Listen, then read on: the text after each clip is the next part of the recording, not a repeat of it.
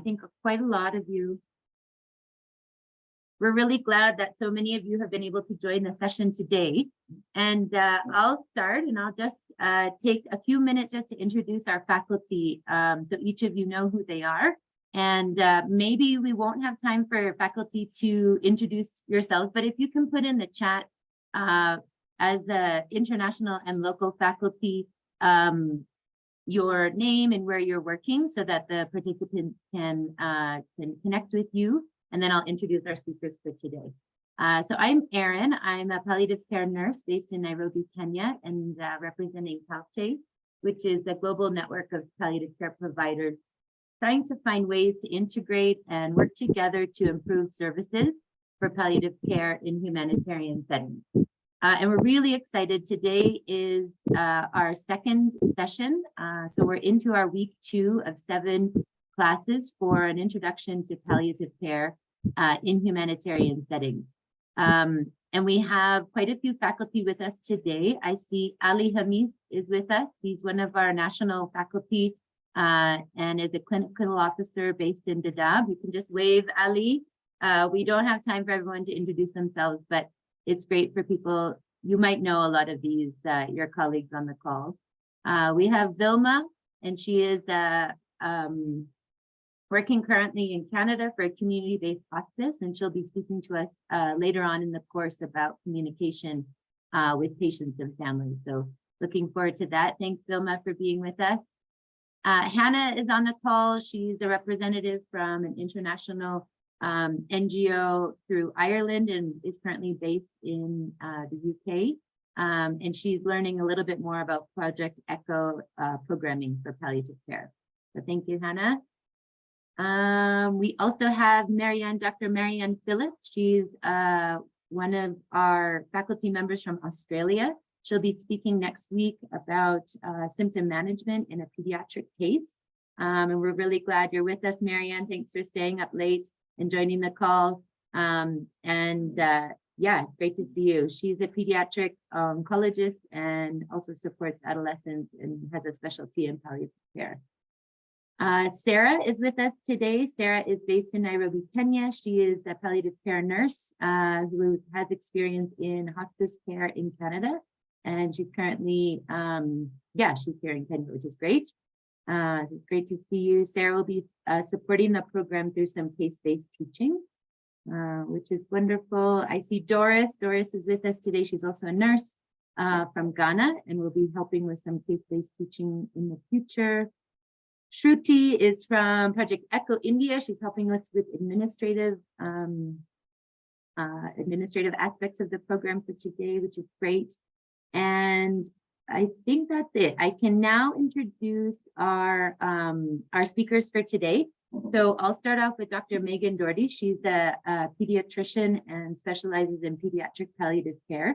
She's originally from Ottawa, Canada, but has extensive experience in Southeast Asia, and she's currently the director of pediatric palliative care programming with an organization called Two Worlds Cancer Collaboration. And we're really excited today. She'll be speaking about pain and use of opioids to manage pain in limited resource settings. So I hand it over to you, and I will make you, a co-host. Sorry, Megan. Thank you very much, Erin. Very nice to see everyone today. And really glad to be joining you. I'm actually in Calgary today in another part of Canada. So, and how long would you like me to speak for, Erin, just so I make sure I stay on time? I think we can go for 15 minutes. Yeah, 15 or 20. I can stay on a little bit longer for time of discussion if faculty have to jump off right at the hour. I'm happy to follow up on some questions and take them down, take some notes. Perfect. Okay. And you can give me a 1-minute warning if you think I'm getting too long. I'm very happy to be guided there. So yeah, great. So I think my slides should be visible now. So thank you, Erin, for this session. So I think today we want to just give you an overview of some really key principles on pain. So one thing is just knowing how to assess pain, because you have to first assess it, know how bad it is, where is it, those kinds of things. so that then you can know how to manage it, and you can know if the management that you do is actually working for the patient because you reassess them. And so then we'll talk about basic principles of pain management and then be more familiar with opioids. So we'll go over a little bit specifically on opioids because that's always a bit of a challenge for people. So like I said, it's really important that we do manage pain because we know that untreated pain leads to anxiety and depression. It leads to a lot of suffering and decreased quality of life. And, in countries where there isn't good access to pain medications, people commit suicide because they have so much pain. Like when you have bad pain, like you don't think about anything else. Your whole life is just, I'm in pain. I can't manage this. It's just so hard for people. So it's really important that we care for them and manage it. So we have to think about how we assess it. So we have to do usually 3 things when we assess any symptom for people. We have to take a history. We have to ask them about it. We have to examine them. And then we have to choose some investigations. And that will vary depending on what investigations are available. And also, what's appropriate for a certain patient and what, their goals are for getting their pain to be better. So we don't always need investigations. It depends on the patient and what's going on with them.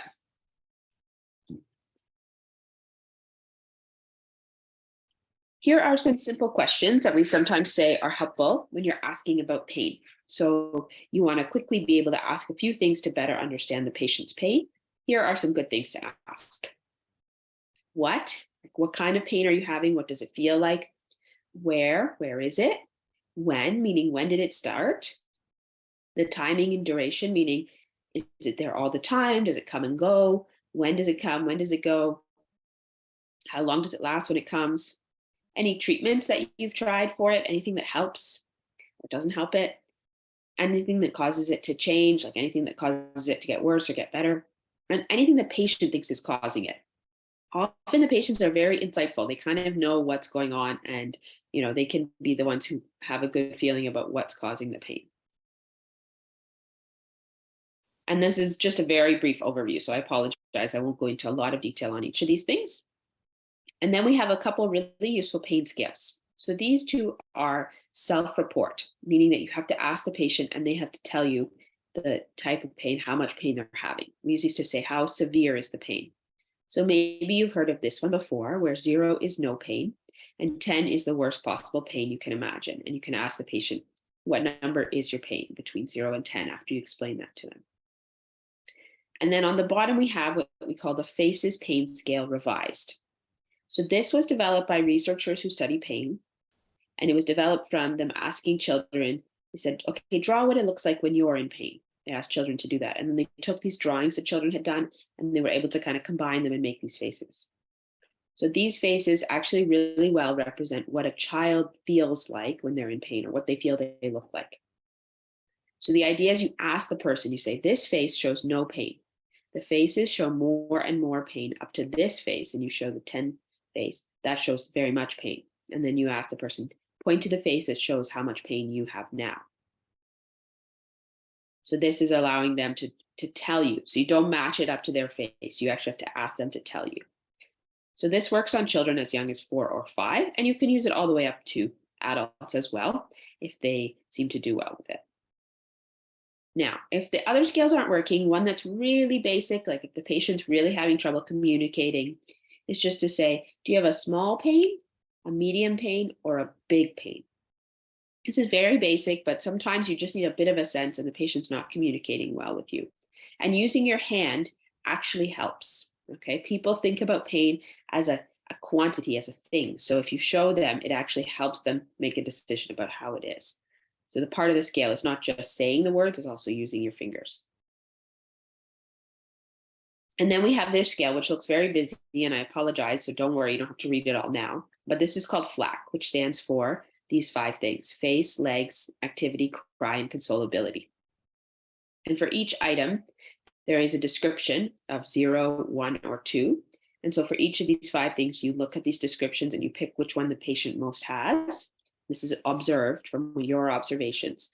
And then you're able to give a total score out of 10. A little bit like an APGAR score, but this is a pain score. The items that are in red were added. The first time they did it was just with the black, and then the scale was revised and they added more items with red.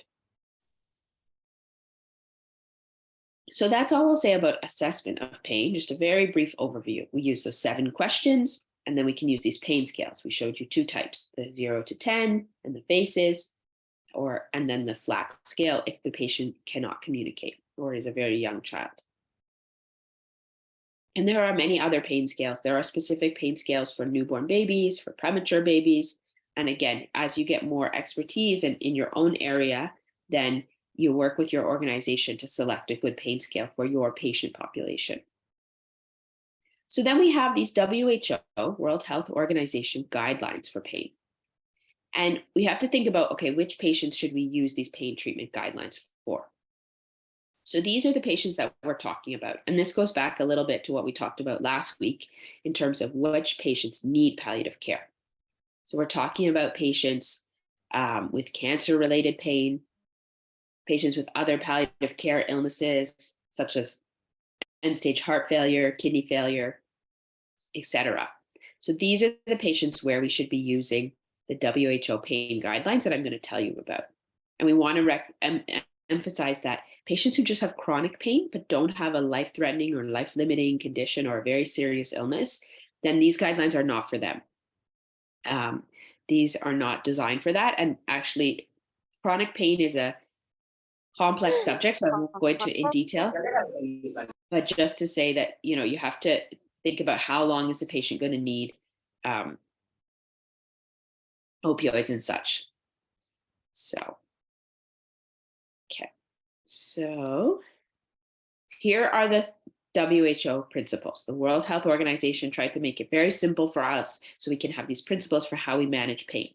So the principles are by the clock, and I'm going to tell you what each of them means in a minute, by mouth and by the ladder. So we'll go through each. So this is the ladder. So this is the World Health Organization pain ladder or analgesic ladder. It has 3 steps for adults. Step 1 is using non-opioid medicines, so paracetamol or non-steroidal anti-inflammatories. And then it says plus or minus adjuvants. So these are additional medications that you sometimes add depending on the type of pain the patient has. They are like targeting a specific type of pain, but they don't work without being combined with other medications. We'll tell you more about those. Then there's step 2, which is weak opioids. So there are 2 weak opioids that we often have available. The most common is tramadol. The other one is codeine, but we highly recommend against using codeine. We would just go with tramadol. You can keep the non-opioids from step 1 in step 2, like the paracetamol and NSAIDs, if you think they're helping, but they're not always required because sometimes once you start the opioid, the non-opioid isn't going to do anything in addition to that. The adjuvants are still there. And then step 3 is a strong opioid, and the strong opioid we recommend is morphine. So let's look at this in a little more detail. So here's step 1. We have paracetamol, which is good for mild pain. It's safe for neonates and babies, and it doesn't have many side effects as long as we use it at the proper dosing. So this is a good medication for a lot of patients who are having mild pain. Ibuprofen is an NSAID, is a common one, most common one that we find. So again, children over 3 months and adults, of course, can have that. And it's really good for its anti-inflammatory effects for musculoskeletal pain, for cancer pain. But we have to be careful if patients are taking chemotherapy because ibuprofen has an antiplatelet effect, so it can lead to bleeding. And we have to be careful in renal and liver impairment.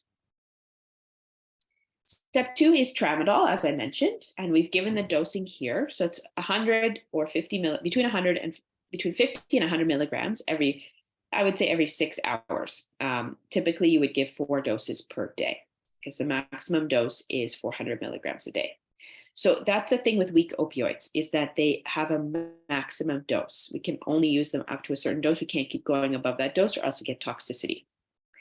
And some of the problems that we have with tramadol is that it can lower the seizure threshold. So if a patient has seizures or is prone to seizures, you have to use caution in patients taking SSRIs, tricyclic antidepressants, and neuroleptics. And you have to reduce the dose for renal and hepatic impairment. And sometimes when patients are very ill, they're dehydrated, they can get delirious because of the toxicity of the metabolites of tramadol. So then we have step 3, morphine. So this is for moderate to severe pain. What we have usually start with is oral morphine, immediate release. And here's the starting dose of 5 to 10 milligrams every 4 hourly. So often we teach the patients to take it at 7 a.m., 11, 3 p.m., 7 p.m., and 11 p.m. And the 11 p.m., we tell them to take a double dose. Then they don't have to wake up at 3 in the morning. If they sleep through the night, great. They don't wake up. They don't have to take it. They wake up, they can take an as needed dose. And the as needed dose, the SOS dose, would be the same as the dose they're taking. For children, we would start with 0.2 to 0.3 milligrams per kilo. And the thing with morphine in all the strong opioids are the same as this. There are other strong opioids, is that they have no ceiling dose. So tramadol, you reach 100 milligrams 4 times a day, 400 milligrams a day. You can't go any higher. So if the patient has more pain, you have to switch them to something else. So that would be oral morphine, but morphine, you can just keep going up as the patient has pain. And you will need to do that over time. If the patient has severe cancer-related pain, you will need to continue to titrate up usually. So if they have poorly controlled pain, we usually increase the dose by 25 to 50%. And I just want to emphasize that really opioids are safe. They are necessary for medical purposes, and they've been listed in these essential drug lists for a very long time. And the World Health Organization is very clear on this. Yes, there can be diversion and misuse and addiction problems, but not in patients who have serious illness. And that's why we told you which patients to use the medicine for. These are patients who are very sick, who have a lot of pain. And so when you give them opioids like morphine, it goes and treats their pain, and they don't get addicted. They just get good pain relief. Opioids are derived from the opium poppy, and here's the list of all of the ones that we have. So the weak ones are here: codeine, dihydrocodeine, and tramadol. We don't see codeine and dihydrocodeine very much, and we don't recommend them. They're not very useful. And then here I said there's more than morphine as strong opioids. Here are some other ones that are sometimes available.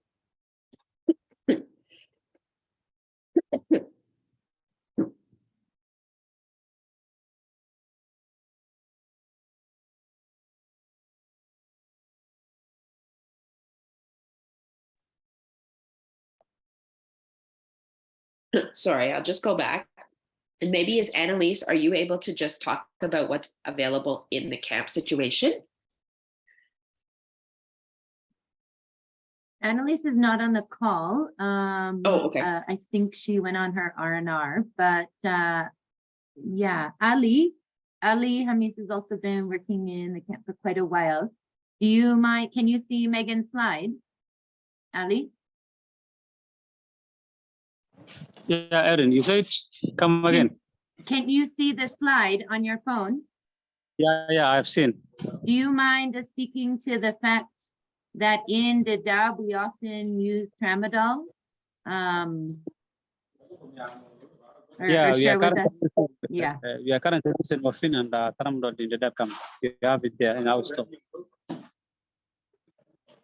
And generally, when you are prescribing opioids, you also have access in the private facilities as well as the NGO setting. Do you have access to morphine, or is it not as common? No, we are accessing according to the use of tramadol injections and morphine, starting with the like morphine. We normally start with 5 milligrams, 10 milligrams by 4 hourly. Yeah. Yeah, and for tramadol injection, we normally also use for 50 milligrams to 100 milligrams, according to the severity of the patient. Okay. And do you find that it's easy to prescribe it and access it, or are you sometimes finding challenges? No, we don't have challenge. Since we are using, we don't have any challenge. Oh, that's good. Yeah. Okay. Annalise, our other nurse faculty, shared with us just before Megan had prepared her presentation that oftentimes injection morphine is available, but it's very specific for post-operative situations, including cesareans, and sometimes not even available. Also, they have access to oral tablets through IRC, but it is very rare that they can get it, and it needs to be ordered by their organization. So in her situation would be ordered directly by IRC. And then this needs to be administered when a medical officer prescribes it. Annalise does a lot of home visits, so that's the situation she finds herself in when she's requiring to add morphine or to change a pain management plan. She has to work with the team on that. And then at one point in 2021, her team had received a donation medication of morphine through the National Association, which is KEPCA, and Nairobi Hospice, but it was very limited and it was only used for 10 patients. So the situation that Annalise shared is that sometimes it's possible, mainly they use tramadol, but I'm hoping that even through this program over the next month or so, we can also help identify better ways for you all to access morphine. Great, thank you. And that's perfect. And that's so important, is knowing exactly how you can reach these medications yourselves, because it's not very helpful if you just talk about them, but you don't know a lot about them. I'm not going to go into detail about the pharmacokinetics, just to say it takes 30 to 40 minutes when you take oral morphine for it to be at its peak, or full effect. Oral morphine, either solution like liquid or tablets, lasts for 4 hours. And then sometimes we see sustained release tablets, they last 8 to 12 hours. Morphine works by binding to opioid receptors in the brain mainly. So it doesn't go to where the injury or the pain is coming from, it actually goes centrally. And then it basically inhibits neurons from firing that are firing because of the pain. That's the general idea. It's important to know the common side effects. So one of them is constipation. So we always should think about prescribing a stimulant laxative when we're doing opioid prescription as well.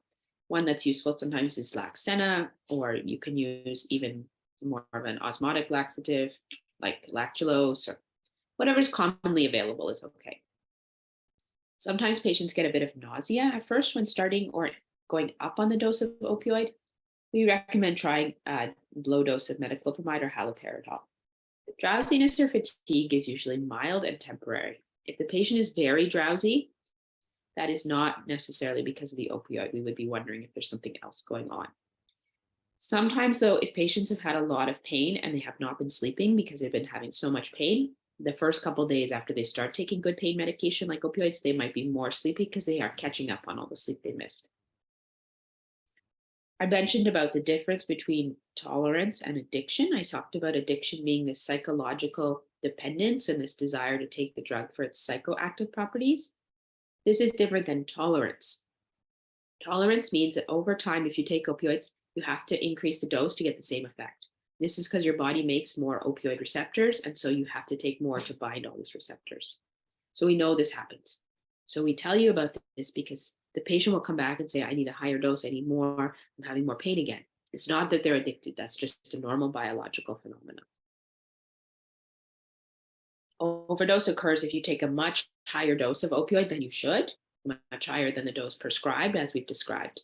And then you will get respiratory depression, meaning the patient will breathe very slowly. They do not get any respiratory distress. They get silent respiratory depression. They just seem sleepy and really, really sleepy. And they're not, and if you take their respiratory rate, it's very low.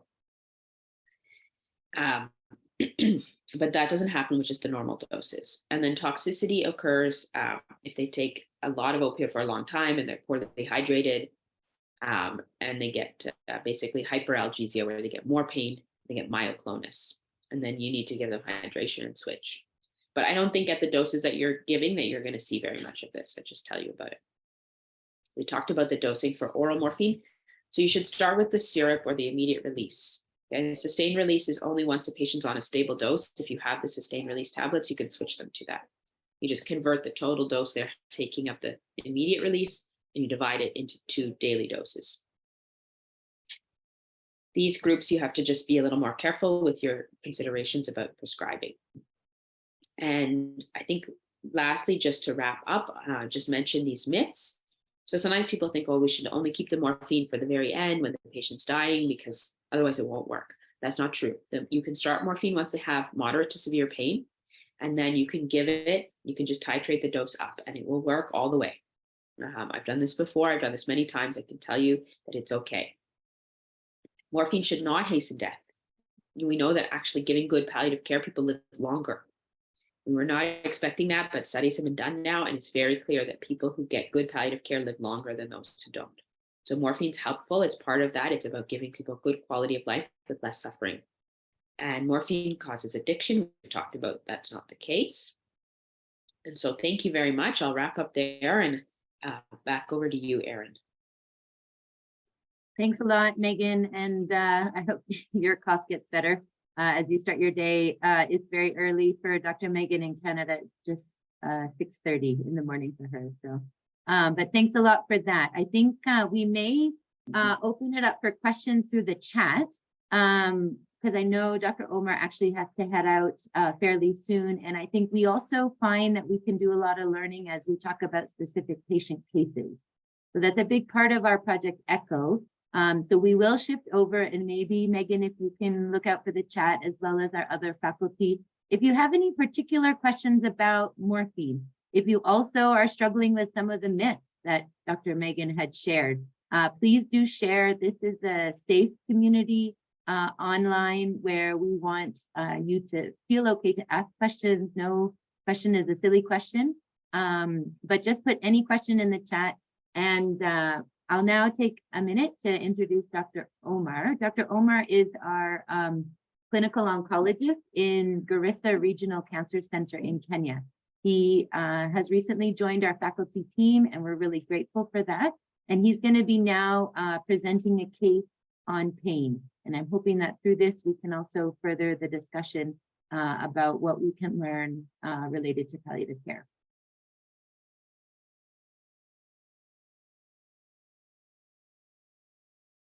Am I audible? Yeah, great. All right. Okay, good. Thank you, Dr. Megan, for the nice background. My job here is very simple, to share everyone with the case so that we can tie it all in with the great clinical pulse that Dr. Megan had already introduced. So my name is Dr. Omar. I work in as a part-time consultant at the Garissa Regional Cancer Center, and also work in Nairobi. And I'll be taking you through the case presentation, which was really quite interesting when I went through it. Erin, can you see me moving the slide? Is everything good? Yeah, it looks really, yeah. Minus the intense picture, but yes, it looks very good. Yeah, so I should have said probably a viewer's discretion, but I'm guessing everyone here on the call is probably working in the healthcare, and yeah, still, I think this is a very frightening picture, and it's really sad and unfortunate for someone to really be in such circumstance, and we will not wish anyone to be in such circumstance. So the case presentation is a 35-year-old man, was an inpatient, so I may not have the full background of the story, as I have not seen this patient myself. Only reading the slides that have been prepared by the team. As you can see, there's really fungating tumor on the face of this patient. And that the circumstance in which he is in right now is that there are no oncological treatment available. That also meaning not just surgical, chemo, radio, but I also understand maybe there's some, there might be some challenges in even the palliative or the pain medication availability. And if they're available, probably not at the optimal level, given the situation and where this patient is far from tertiary care centers. The main issues for this patient was severe pain, which is affecting his sleep. And pain was assessed to be 9 out of 10. Again, going back to the ladder that Dr. Megan had showed of the pain scale severity of the WHO pain scale. The pain is really worse at clearly the site of the wound. It's worse at night, so it's preventing sleep of this patient, and it was momentarily relieved with morphine immediate release 10 milligram oral when required. The other symptoms reported in this patient were reduced appetite, clearly. As you can see the photo here, it's really bordering even the mouth, and really even, just on the background of even the pain might really cause loss of appetite and even the desire to eat. There's low mood, definitely associated with the psychosocial trauma of psychological trauma of this patient, ranging from disease. There's malodorous, symptom or sign, and because the wound is not well, it's fungating.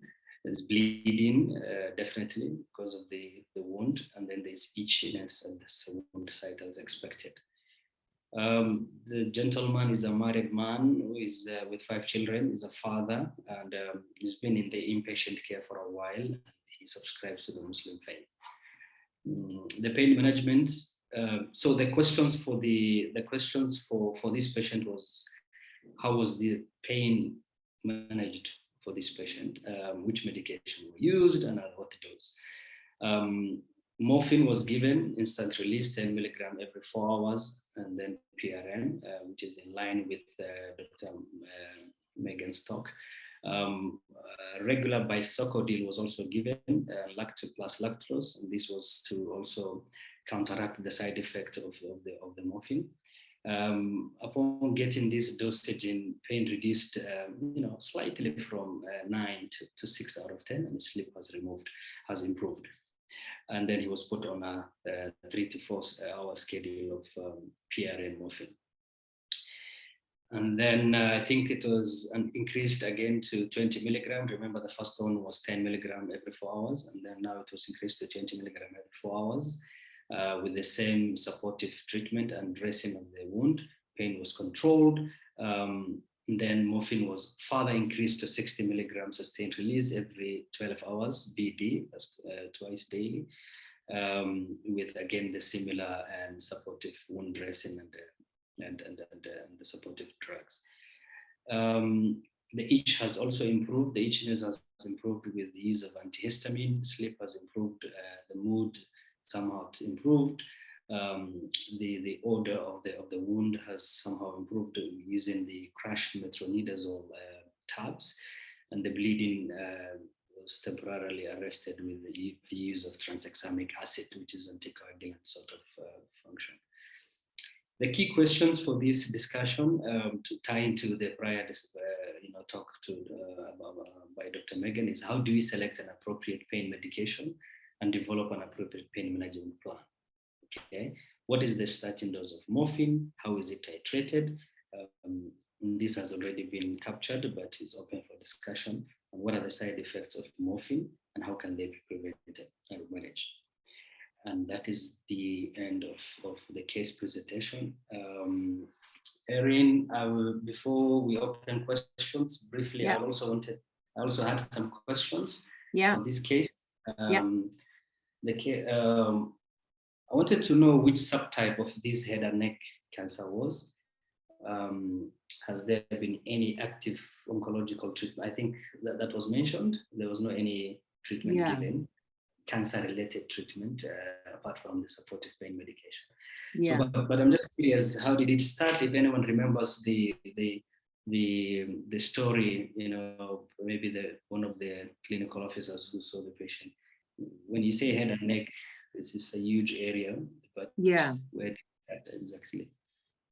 If I can remember correctly, this is a case from South Sudan. We have several of our colleagues working in South Sudan, and what the biggest challenge tends to be is by the time a patient comes to a facility, which I know even in Kenya, this is the case, it's extremely advanced. And our access, we were talking last week about access to diagnostic treatment is very limited. So what we find, and I think the same is in this situation, is that we make diagnoses based on what we're able to see and the evidence that we've seen. We can tell that it's an extremely advanced disease because of the type of wound that it's presenting as. And generally, I don't know if Dr. Barbara, you also face situations like this where we have to make difficult decisions, and ultimately the patient's symptoms and their quality of life tend to come to the top. So I think that's why in this situation, I think it's good you're on our team, because you'll always challenge us to try to figure out what the root cause is. And I think that's really important. We need to do that in medicine. But what we find is with many of our patients, especially in humanitarian settings, they just don't have the ability to get a primary diagnosis. So we then have to shift our focus, knowing that this patient not only has suffered physically, I'm sure the stigma has caused him to come to the center probably not very easily either. I'm sure he probably stays home most of the time and isn't out in his community. So Megan, do you have any other, I don't know if you're still with us on the, just in relation to these very advanced diseases and when we can't always identify what the primary source of the cancer is? Yeah, I mean, I think you really kind of identified the challenge that we seem to face in these settings. In my experience in our work is that like, by the time the patient comes to us, like it's really advanced and we're sort of just left being like, okay, well, you know, what can we do just to relieve the suffering and not cause a lot of extra burden? But I think it's helpful to have you here, Dr. Omar, just to say like, you know, maybe we should always, you know, we should have a little bit bearing in mind, just thinking, okay, as part of that relieving the suffering, is there anything that can be targeted to that type of cancer? And that's pretty specific to how much cancer treatment is available in the place where the patients are, which I think you can guide us on. You know, like sometimes we don't want to cause any extra burden for the patient by having to go for more tests or, you know, go to different hospitals because they're so sick and they're just so poorly. But if there are some that we should target in terms of like, okay, this actually would be really good to have this patient do a little more investigations because we can maybe, you know, reduce the size of this tumor or whatever. Mm-hmm. But yeah, a lot of times we don't go with much like cancer directed kind of investigations or treatment just because we assume that probably it's not going to change the outcome for the patient. But I'd be interested if you feel like there's certain ones we should target. Yeah, maybe Erin, if I may. I think Dr. Megan raises a good point. The issue here is that I think patients are different groups. There are those ones who come on an emergency basis where the diagnosis and the problem they're presenting with requires immediate oncological treatment, which will be part of the alleviation of the symptomatology. But there are patients like these who have chronic wounds, chronic ulcers. Really, there's no need to rush to the oncological treatment if they don't fit in the category that I have just mentioned. But by and large, even if we were able to do that, we need to first start the do no harm principle. We try to make them really comfortable. If it is a wound that, it's really quite big and it's bleeding, we might go ahead and do maybe a few shots of radiation therapy, sometimes can really arrest bleeding wounds and painful wounds. And then there are things like oncological images. Let's say a tumor compressing the cord. That one, you can't wait it. You have to really, treat it. Go ahead and treat it either through radiation or through steroids that can really reduce the inflammation. There are cases which are also oncological emergencies where you have deranged electrolyte imbalance and everything. So it's a whole topic of oncological emergencies, which we can talk about maybe in a different call.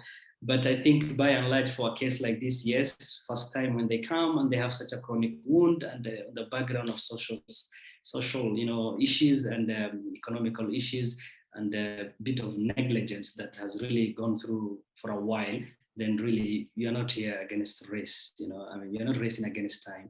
We should really do a stepwise approach.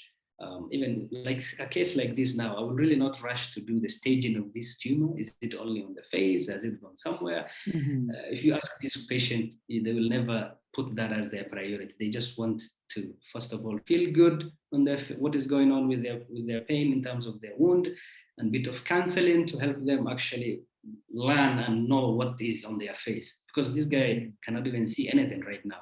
Mm-hmm. So me ordering a PET scan, for example, to know the stage of this disease is really not the first thing to do in such scenario. I think Dr. Omar, again, I probably will not be able to say it enough, but I'm very glad you're on our team here. We oftentimes don't have representation from the oncology field as we begin to get into these very difficult kind of conversations. I know Annalise, if she was able to be with us today, would mention that actually in these situations, it's really good to think about these things, but the reality is they are not able to access diagnostic or advanced treatment. So what tends to happen, and please, anyone on the call that knows differently, Annalise recently shared that people are starting to go back to Mogadishu or Somaliland for cancer treatment. And I think we all know and agree that the quality of care they may get there is limited because of the current state in Somalia. The options that we have in Kenya obviously are better for the refugees here, but the barriers are so high. And I think we talked about that a lot last week, where any referrals from UNHCR outside of the camp doesn't really occur, like ends full stop. So I think part of it is we're bringing all this to light, right? We're all coming together. We're talking about these difficult things we don't really want to talk about, but maybe through discussions like this and programs like this, we can begin to find a new way, not a better way, not the old way, but yeah, like maybe we come up with a way that nobody has actually even thought about before of how to support these patients, possibly getting some basic treatment, because I think it is important. And even if the treatment has a palliative approach, I do believe some of those things that you were talking about still can improve people's quality of life. And I think that's really, even from a humanitarian perspective, I think that's what everyone wishes for people.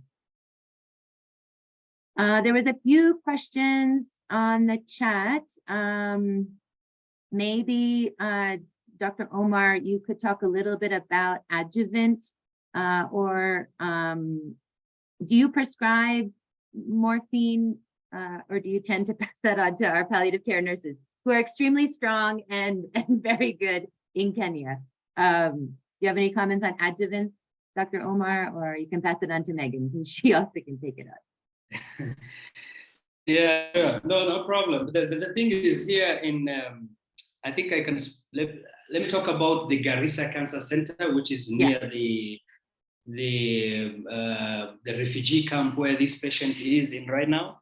Yeah. I think for Garissa, in terms of accessibility and the availability of what to prescribe, morphine is pretty much available. In fact, I think as we had on the last call, we said morphine is actually available in all government hospitals around Kenya, and it's free. So definitely for cancer patient, they get sort of an absolute, well, rather an absolute indication for good pain control, because these people do have cancer, and most of them, some of them might not be immediately painful in terms of the growth or how they're feeling. In fact, it turns out most of the cancers usually are painless growth of lumps, and unless they start now encroaching on a real estate where their nerves and everything, then now the pain really comes up. But by virtue of being a cancer patient, we really like to screen for pain, even though they're not even mention it. We'll always ask, and we have to ask. And I think most of the palliative care nurses on the call will agree. Any patient at the point of contact who is on active cancer treatment, even if they do not have a visible wound like this one, for this case, they have to be screened for mental health issues, psychological issues, pain issues, sleep quality, treatment, and insight. Do they even know what they have, and the knowledge about their own treatment, and even the type of cancer that they have. I know there are a bit of dynamics to that in terms of culture, where we tend not even, in Kenya, there are a lot of communities don't like to tell the patient actually that they do have a diagnosis of cancer, because the parents or the sons and the daughters will be a bit worried that maybe their mom and dad might really think too much. That's the culture over here. So we really struggle as oncologists to really try our best to take the patient as the real of the story. But we always see that, you'll be told, please, Dr. don't tell him his diagnosis and all that. So yes, morphine we do have, of course, follow the pain scale and prescription. If it is a mild, and occasional pain, NSAIDs can do on PRN basis, plus or minus PPIs to avoid a bit of heartburn and all that stuff that comes with NSAIDs. And then depending on their pain scale and the severity of their condition, then we can move up the ladder to maybe weak opioids and then to strong opioids, from lowest dose to the highest dose, and then the lowest dose to achieve acceptable analgesia, basically. I think that's the principle here. Yes, so it is available, and I would like to also mention that all these patients who you just mentioned are going back to Somalia. I think there's a bit of information missing. I've seen few cases from refugee in camp in Garissa Cancer Center, but I think if we have anyone on the call from the refugee camp who is responsible for patient navigation, please send them to Garissa Cancer Center. They'll clearly never benefit anything in going upstream. Garissa Cancer Center is a fully fledged, and it's really doing an amazing thing for that region, given the history of that region. So we have 2 consultant oncologists every week. Like this week, I'm in Nairobi. There is a consultant actually there. We alternate. We have radiotherapy for emergency cancer treatment and even for routine cancer treatment. We have good supportive drugs, morphine, chemotherapy, everything. We have medical social worker. We have a palliative care nurse, even though it's only one person, but she's really trying her best. So I think information is very key, and it will be, in terms of proximity, it will be even much easier for them to come to Garissa Cancer Center than going to maybe Somaliland, which I'm not aware of any cancer center there or any other oncologist actually.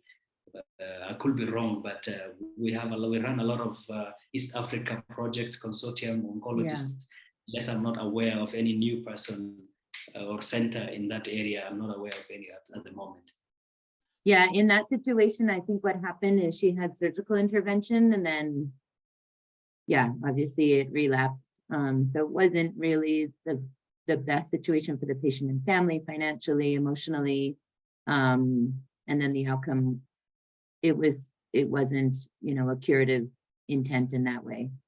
But yeah, I think actually what I'm realizing, Dr. Omar, is that there's a few on this call. Maybe we can actually arrange over this month a smaller call, even with Dr. Saida from UNHCR, and just begin the conversations. I mean, I feel like if we don't push the borders or the boundaries a little bit, we're just going to keep saying this. In 10 years, the same thing is going to be that refugees don't have access to cancer treatment in Kenya. So let's find ways that we can make a smaller group. I think there even said there was someone that's working in referrals on the call. So we can have a smaller kind of committee where we think about this and try to find ways. Dr. Megan had to go. I put in the chat some ideas about adjuvants. Marianne, do you have a minute to explain it a little bit more? I believe what adjuvants do is they help opioids work better. So you kind of put it on top, but Marianne, you probably could explain it a bit more scientifically than I can. I can't think of the right words at the moment. I thought you were asking me to talk more about my comment about dosing in children. Yeah, you can do both. So I'll just do that first. The pharmacokinetics of opioid metabolism in children is quite different. Well, it's much more rapid than in adults. And so one mustn't be lulled into thinking that just because a child is only 10 kilos, that they're going to need a very small dose. Sometimes a very small child will actually metabolize opioids very quickly and need surprisingly more than you might work out when you compare to an adult size. So I just wanted to make that comment because it is a group to be alert to, just as the elderly are. One doesn't want to give too much to the elderly, but because of the side effects that would create, but one doesn't want to give too little to children and risk underdosing them, just be around their pharmacokinetics. So adjuvants, I don't know that I'm the best person to talk about adjuvants, but basically they work. Opioids, Megan talked about the pathway and the way that opioids work, and the adjuvants work in different ways. They work on different facets of the pain pathways. And for instance, anticonvulsants are very useful as neuropathic for treating neuropathic pain. So they work on different types of pain and work in a different way and on different receptors. So they are adjuvant, they are additional to the use of opioids. So we can pass along some more information on that. I think because a lot of the work that we're doing in places like Dadaab and Dagahali and the other facilities, home-based or even in inpatient facilities, will be symptom management. It is really important to know what other options you have in terms of managing pain in situations where people haven't had access to any primary cancer treatment. Sarah, do you have any comments on pain management in patients just after hearing the call? Sarah, our faculty. Hi, Erin.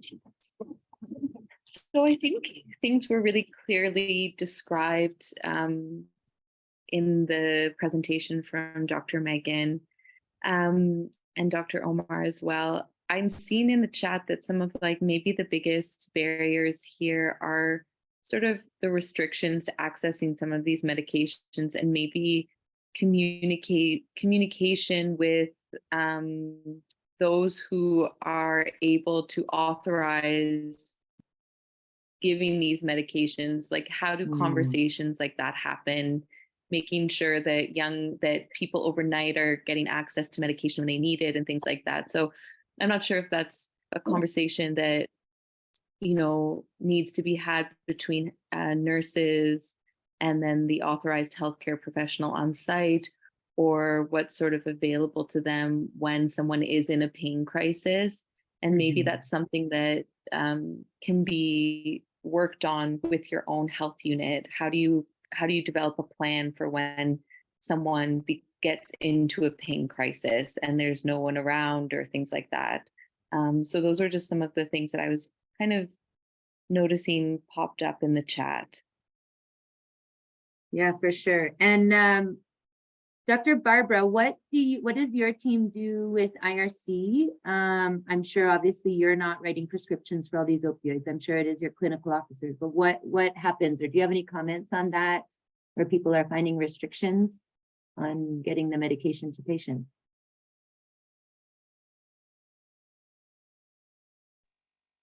I think primarily it is the availability of the drugs. So we have the oral.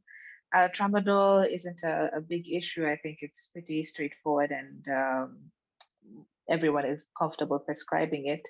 Yeah. But morphine has that element of the discomfort, people not really understanding what it does and how much to give. Yeah. But also we only have the injectable form.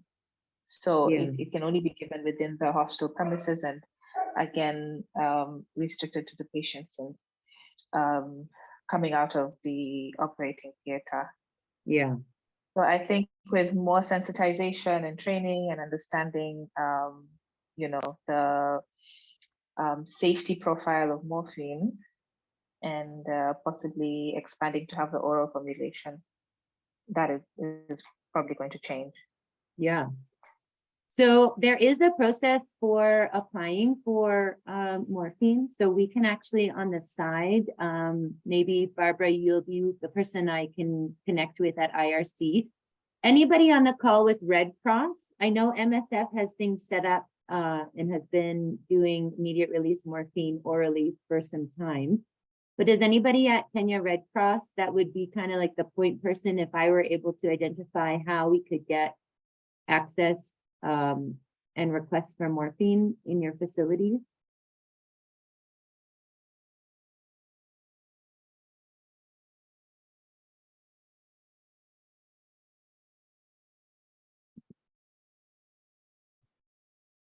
Maybe what I can do is I can follow that up on the WhatsApp chat and identify who at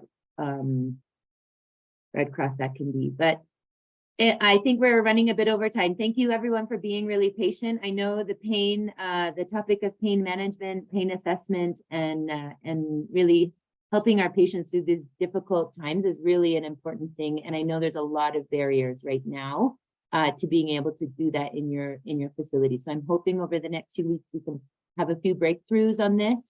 And yeah, I'm looking forward to Vilma. Do you have any final comments? Yes, I just wanted to say something. Thank you. This was amazing. It even helped me understand a lot of what the medical Nice. professionals do, because I don't get into that. The one thing I wanted to say is that it was mentioned at one point in the presentation that sometimes people die by suicide because of the pain, because it's so they can't bear it, right? And just the phrase, just so you know, because that's, you know, in grief and loss, we're trying to change the language. So we don't use the word committed suicide, because it's kind of blaming it sounds like you're blaming the patient, all right? Because they did it. It's like because you say committed a crime, right? And instead we say died by suicide, because the person could have died by, you know, whatever illness. And suicide is just you know, the outcome of the illness and the pain. So we try to say die by suicide too. You know, not blame. Thank you. Not put any blame on them, right? And it's a lot of cultural stuff around that too in every place. But yeah, thank you. Thanks for adding that. Thanks for adding that in. I think suicide, and I'm really impressed that we have so many mental health providers on the call today. So I'm sure we'll get into that as we go further in the course. One final thought from Dr. Omar, and if you have any final questions, I can also stay on a little bit longer, but you're welcome to close us, Omar. Yeah, sure. No, I just wanted to make a comment that yes, I'm reading through the chats. There's a huge access program, and I think that's something beyond even my effort to really help you guys and welcoming you guys, and probably offering even services for the Garissa Cancer Center for Refugees patients.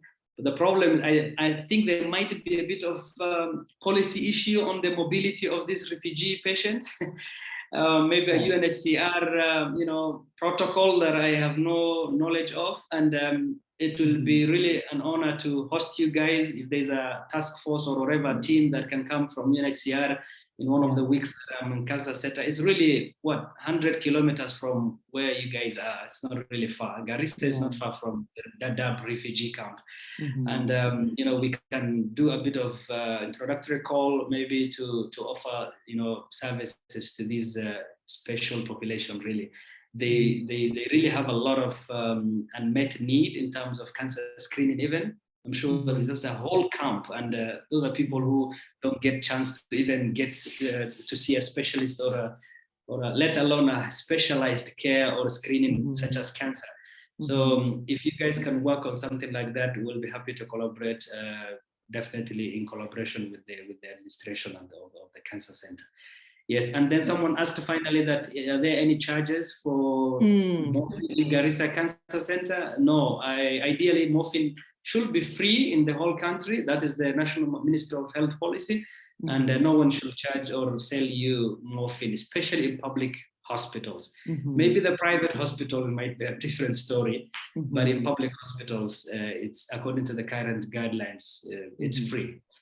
But you need a prescription, of course. You can't be given without a prescription. Yeah. So I think we're also learning, and I think that's the one beauty of this Project ECHO program, is that we can gather you all here all together, and we can have these kinds of conversations at very low cost. And we can come up with really interesting ideas and recommendations and share our struggles and barriers.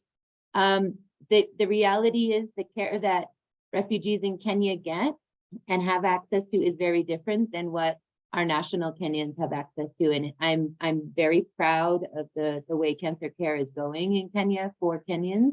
And we just need to continue to be the voice of the refugees that are living here in Kenya and find ways. And this program in and of itself is a really big first step. There have been a lot of training programs that have happened over the past, and I'm hoping that through these kind of ongoing, easy 1-hour sessions, we can continue the momentum and actually create some sort of community of practice where we all are really finding ways to support these patients better.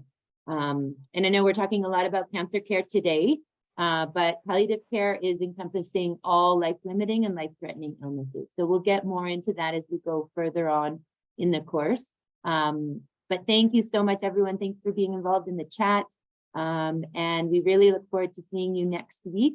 We'll be talking about symptom management for adults and children. So another really exciting session, and we'll see you then. Thanks a lot. Bye, everyone.